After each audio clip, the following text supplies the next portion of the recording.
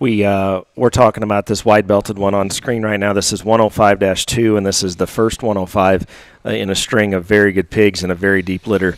The 105s are sired by Absolute on the top side, and their mother is a first litter, no introduction daughter. She's a no introduction little bro, bad boy 189.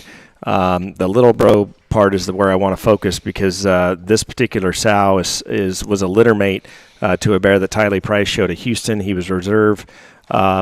Division I other cross at Houston that year. That was a pig that we were very proud to stand behind at the backdrop. The grandmother of this one would be a littermate sister to him. Loved this pig when we pulled him out of the nursery.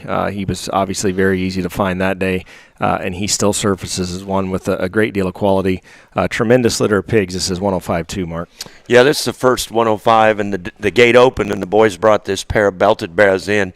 It took about 3 seconds to realize that this one needs to be on your list to purchase and bid to your comfort zone, and probably a little beyond your comfort zone. You buy now and ask for forgiveness later is what I've figured out. And you got to keep in mind, man, most judges make their decision within the first 3 to 5 seconds, whether they're in or out. We could study the subtle nuances, but if you don't have a major impact early, then it's going to be tough. This is a first impression, major impact Barra.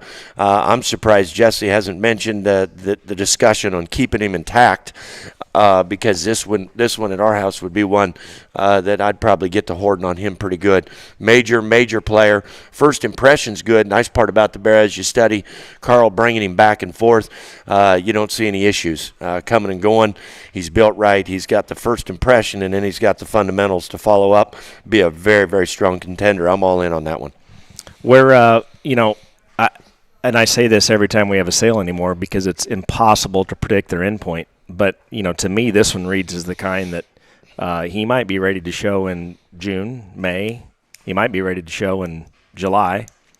Well, I mean, the realm of possibilities here is endless, I think. That's interesting you say that. I took Nora Grace to a little basketball practice in Fort Madison today and went and checked on Nathan's Denver Barras. And he's got a smaller Denver Barra on feed, and he's like, well, I'm not sure. He goes to Denver. He could go to that March deal in Kansas City, or he could go to the Expo. I'm like, holy buckets. There is no more, to me, there's no such thing as a feed window anymore. You feed for the individual, and I like that. I like the current phase that we're in. Feed for the pig, not the show.